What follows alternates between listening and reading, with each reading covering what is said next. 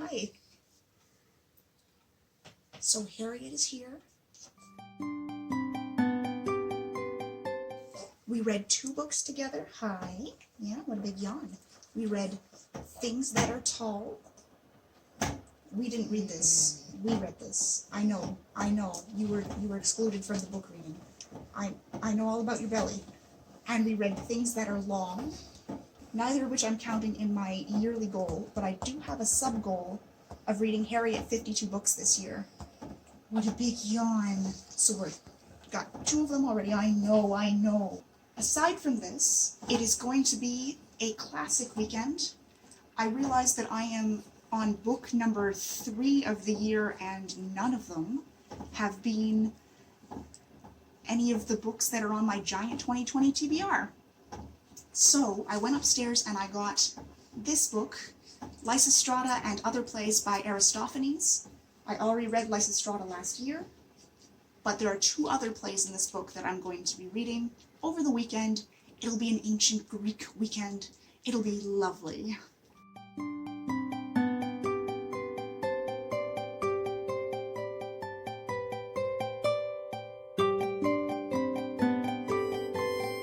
So I had every intention of sitting down and reading through this book, mostly because I've already read one of the 3 plays in this book. I've already read Lysa Strata, so I only have the Acharnians and the Clouds to read. And they're relatively short.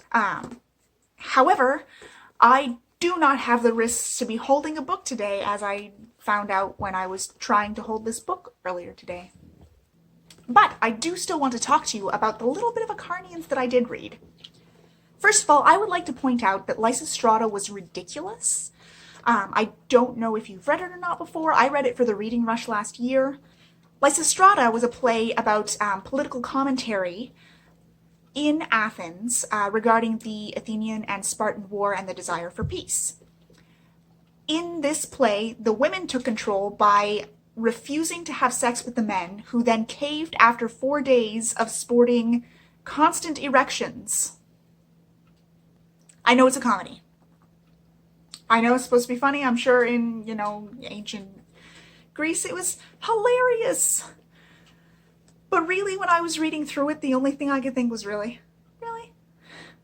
First of all, something that is acknowledged in the very first pages of the Acharnians is the fact that men routinely had sex with other men. So they would not be walking around with erections that nobody could assuage because they have each other. Back to the Acharnians, I'm not very far into it. It's another political commentary in the form of a play. And one of the things that makes me so lukewarm to ancient Greek plays is the fact that they felt the need, or at least Aristophanes did, to put in the contemporaries of the time period. Okay, I vaguely know who Euripides is, so that's great. But this thing is riddled with footnotes that I have to then turn to the back of the book to read up to see who they are referencing this time, who happen to be alive and doing something in this time period. Why would you do that, Aristophanes? At least in modern day, we have the good sense to just parody it and change the name. So far, it's just been a lot of long-winded bluster, a lot of poking fun at people that I don't know about and have to look up.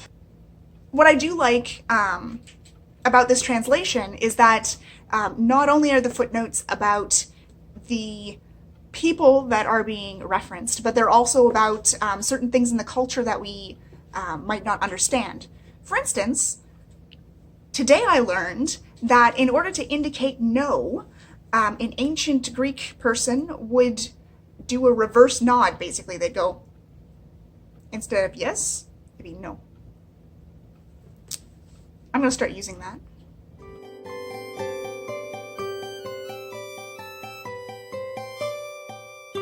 I really, really tried. But I just couldn't do it. So this is my first did not finish of the year. Not only did I not finish the first play in this collection, the Acharnians, but I'm not gonna pick up another Aristophanes play. I'm even a little bit leery of picking up any Greek play.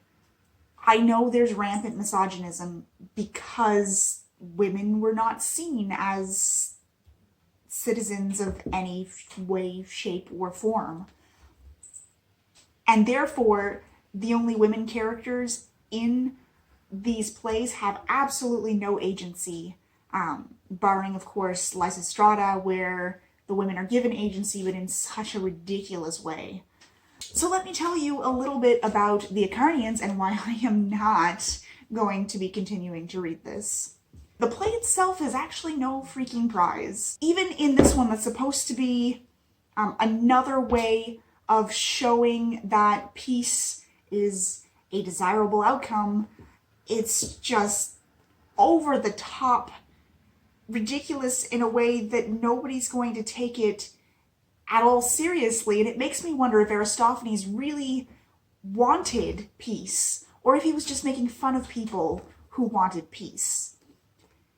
In this book, the main character goes to the assembly to try to advocate for peace between Athens and Sparta. And because the assembly doesn't want peace with Sparta, they turn him flat down. And so he hires somebody to go to Sparta, which that person somehow does within 5 minutes, to negotiate a peace only for himself and his family. First of all, that's not how peace works. It's more of a landmass than an individual person type thing, unless he wanted to go to Sparta, which he doesn't. He then uses his peace, well, after he outruns a bunch of people who are mad at him for making peace, and then makes this impassioned speech that is apparently parodying a bunch of Greek tragedy type speeches. He then declares that everybody who has been ostracized and told that they can't trade in Athens can trade in his little market, and he marks out a little market outside of his house. And then here's the part where I stopped reading. One of these people comes with his 2 daughters, who are very young. I think they're supposed to be like children. And they're all a very poor family. And he looks at them and he says to them, well, would you rather starve or would you rather become slaves? And the 2 little girls go, oh, we'd like to become slaves. We'd like to become slaves. No, you wouldn't. And that's the point where I throw out that book.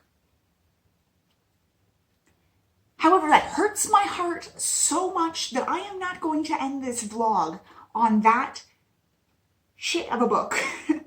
I am going to move on to an actual good book that I started reading because I needed to repair that feeling in my heart. What do I repair feelings in my heart with? Why, I'm so glad you asked. It's romance. So I picked up the last book in the Forbidden Hearts trilogy by Alicia Rai. It's called Hertz to Love You. And this book gripped me right from the beginning. I'm so glad I chose it. I just feel so much better now that I've read over an hour into this book. Now this book pairs up Gabe, who has been seen in the previous 2 books in the series. Gabe owns a tattoo parlor, and he employs Livy, who is the heroine of the first book, and her happy ever after continues throughout the second and the third book, where you see where she's getting engaged and now she's going to get married. And Gabe has always been very close to her because he was the son of her housekeeper. So they kind of grew up together, but there's definitely a class difference between them, which makes him feel like he is definitely not in the league of the heroine of the book, Evangeline. Evangeline is the daughter of another rich, prominent family, also somebody who had a lot of contact with Gabe growing up, and she's had the biggest crush on him forever. She's much younger than him. So when they met as adults, he started to see her as a woman, and he is not okay with that, those feelings in himself, because he does not think that he is worth anything to her. So he's been trying to keep himself away. She's been obsessing with him, and I love this book so much. It's just so funny. The things that Evangeline is thinking and saying and doing. in this book because she's had a crush on Gabe for so long. Because she's always grown up as this prominent daughter to this very rich family in town, she can basically get a job anywhere, and she wants to strike out on her own path, on her own merit, and is finding it really hard to do that. So what she decides to do is become the driver of a rideshare and just go and anonymously pick people up and drive them places and drop them off as her job while she's figuring out what she wants to do long term. And one day she happened to have picked up Gabe, and ever since then he thinks that she is a woman named Anne. So this dynamic between them is really interesting because when he's interacting with Evangeline, knowing that she's Evangeline, he's trying to get little details about her life, and he's trying not to notice how attracted he is to her, and he's just torturing himself basically. And with Anne, he's trying to learn more about her, but in more of a friendly way. And in the scene that I just finished reading, he got a little bit too drunk and she had to help him into his house, and she has left her bracelet there, and I'm hoping that he will recognize that it's her bracelet and realize that she is Anne, and that this won't be drawn out for too long, but it's really funny, so I'm willing to go along with it even if it is. And yeah, the overall tone of this so far is really fun, really sexy, really interesting, and I can just relax into this safely knowing that Alicia Rai is amazing, and this will all end in a happy ever after, and there will be no fucking slavery. So stay tuned to the rest of this very beautiful vlog, because it's going to be sunshine and happiness from now on. So I was reading Hertz to Love You, and I'm thinking to myself, what about, we're just, okay, I didn't want to film anyway. So I was reading Hertz to Love You by Alicia Rai, and I was thinking to myself, what about this book? So I was asking myself, what about this book do I really feel passionate about talking about? And I feel like a lot of these vlogs, whenever I'm talking about romance, might be a little bit sparse on the details, because I've read enough romance that I know the basic structure of what the book is. And the structure is one of the things that I love best about romance. I know for sure there's going to be a happy ending. I'm not going to be on the edge of my seat wondering whether or not these two people are going to get together in the end. The edge of the seat part is in seeing how they get together and what is driving them apart and how they overcome that. And in Hertz to Love You, it's largely internal. She doesn't think she's good enough. He doesn't think he's good enough. And the way that they have to interact in order to overcome that just largely doesn't leave a lot of room for me to talk about it. That being said, I was thinking to myself, what am I going to say about this book? Well, am I going to talk about the chemistry, because it's great? Am I going to talk about the will they, won't they tension between them, because that is on point? And then I get to a part in the book that just threw me through a loop. I can't even tell you about it because it is a major spoiler, but that is a twist that I did not see coming. I love it. So I finished Hate to Love You by Alicia Rai. This book just gave me such a nice fuzzy feeling at the end. It's very empowering and uplifting and basically everything I want in a romance. It had a lot more family drama than I thought it was going to, and I absolutely love it. And the major point of contention that I was a little bit afraid about, where he didn't know that she was the person driving him around in the rideshare for so many months, I was afraid that was going to be a huge sticking kind of problem at the end, because she continually didn't tell him. But by the time they got there, he was enamored enough with her that he didn't fly off the handle about this, and he just asked her for an explanation, and when she explained, then everything got out between them, because their main conflict was, oh, I'm not good enough, and oh, he doesn't really want a relationship with me, and she doesn't really want a relationship with me. So by the time they got there and were actually able to talk to each other, then that all came out and everything was great.